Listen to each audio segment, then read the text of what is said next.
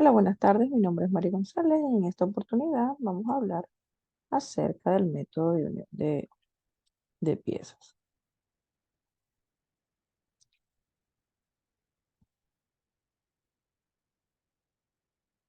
Comenzamos con el método del roblonado. Es un procedimiento de unión que produce la fijación de piezas por medio de roblones. Los tipos de roblones más empleados son de material de acero, aunque los hay de otros materiales, aluminio, cobre, etc. Similar a un tornillo, pero sin rosca, que se usa para ejecutar las uniones entre piezas metálicas. Para llevar a cabo esta unión, el roblón se introduce en el agujero practicado entre las chapas metálicas a unir. Atornillado. El proceso de atornillado es la unión de dos materiales a través de un elemento de sujeción, tal como un birlo, un perno o un tornillo. El atornillado es una de las operaciones más sencillas que se utilizan para unir piezas. El objetivo principal del atornillado es unir dos o más componentes de forma correcta. En definitiva, los dos componentes deben comportarse como uno solo. Tornillos de alta resistencia. El tornillo de alta resistencia se caracteriza por su capacidad para soportar grandes esfuerzos estructurales y su eficiente resistencia a las altas vibraciones. Es importante destacar que se fabrican con acero de aleación de medio de carbono, que se enfría y templa para desarrollar las propiedades mecánicas necesarias. Los tornillos de alta resistencia se designan por las letras TR, seguidas del diámetro de la caña y la longitud del bastón, separados por el signo X, seguido del tipo de acero del que están construidos. La soldadura. La soldadura es un proceso que involucra la unión de dos o más piezas de metal, como acero, aluminio, hierro o cobre, mediante la aplicación de un calor extremo, lo que provoca la fusión de los metales en el punto de unión. Durante la soldadura, el calor de la herramienta de soldadura se utiliza para derretir un material con relleno conocido como alambre del soldador. Este material se funde y se mezcla con el metal de las piezas que se están uniendo, formando un charco de metal fundido que, una vez se enfría, se crea la unión fuerte y duradera. Clasificación de las uniones metálicas. En función de su capacidad de resistencia, tenemos uniones de resistencia total, en las que su capacidad de carga es igual o superior a la del elemento más débil de la unión.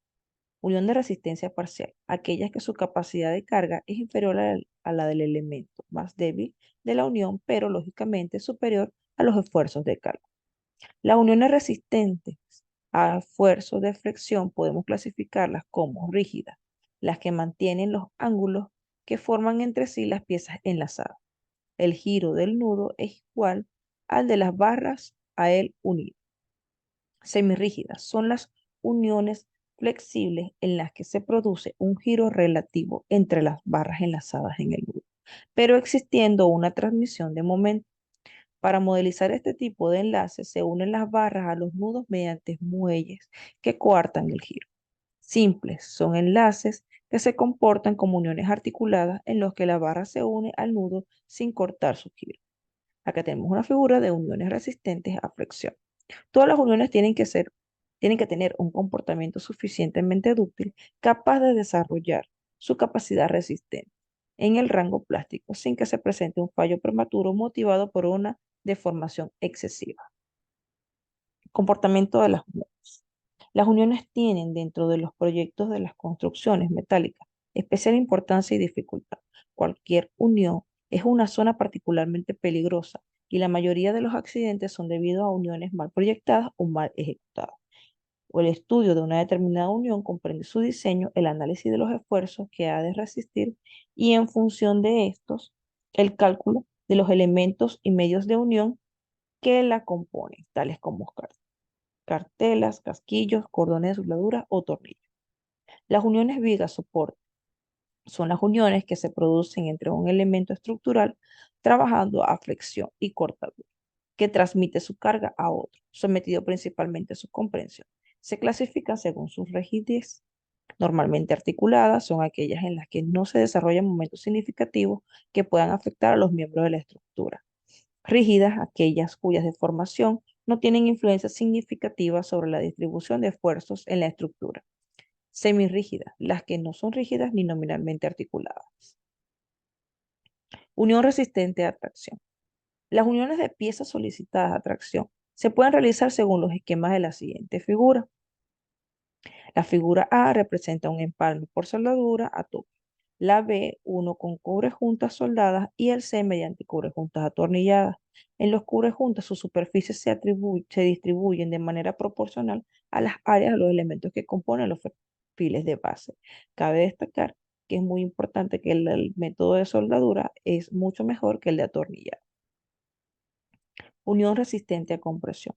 Para la unión sometida a estos esfuerzos se admitirá la transmisión por contacto en elementos comprimidos, únicamente si las superficies se han preparado para resultar suficientemente planas y así evita toda posibilidad de desplazamiento en cualquier situación de dimensional. Si los elementos no se han preparado para transmitir los esfuerzos por contacto, se dimensionarán los elementos de empalme para que sean capaces de transmitir las fuerzas y momentos existentes en la sección de la unión. Se mantendrá la alineación de los extremos enfrentados mediante platabandas u otros medios. Tipos de pernos y tornillos sometidos a fuerzas constantes. Se encuentran los hexagonales de grado 5, utilizado principalmente para la industria automotriz y metalmecánica. Cuenta con una resistencia de carga de 85.000 PSI y es fabricado en acero bajo carbono templado. Hexagonal grado 8, fabricada con acero de medio de carbono templado y cuenta con una resistencia de carga hasta 120.000 PSI. De aceros inoxidables, poseen resistencia a la corrosión, pueden encontrarse con la cabeza hexagonal, redonda, Allen cilíndrica, Allen avellana, entre otros. Perno Allen con cabeza cilíndrica, de cabeza redonda y Allen avellana. Los tornillos, tirafondos para madera, autorroscantes y autoperforantes para chapas metálicas y maderas duras, tornillos, tirafondo para paredes, muros de edificios, tornillos de rosca cilíndrica, varillas roscadas de 1 metro de longitud. Y por el tipo de cabeza que tengan, están los tornillos fijados de agujero ciego, cabeza hexagonal, cabeza Allen, avellanada, cilíndrica y cabeza Torx. Los remaches. Un remache o un roulón es un elemento de fijación que se emplea para unir de forma permanente dos o más piezas. Consiste en un tubo cilíndrico que en su fin dispone de una cabeza. Las cabezas tienen un diámetro mayor que el resto del remache para que así al introducir este agujero puedan ser encajados. Tracción inicial y par de apriete. Se denomina tracción al esfuerzo interno al que está sometido un cuerpo por la aplicación de dos fuerzas que actúan en sentido opuesto y tienden a estirar. Lógicamente, se consideran que las tensiones que tiene cualquier sección perpendicular a dicha fuerza son normales a esa sección y poseen sentidos opuestos a las fuerzas que intentan alargar el cuerpo. El par de apriete es el par de fuerzas con el que se debe apretar un tornillo o una tuerca. Crea la tensión en el tornillo que provoca la sucesión de las piezas.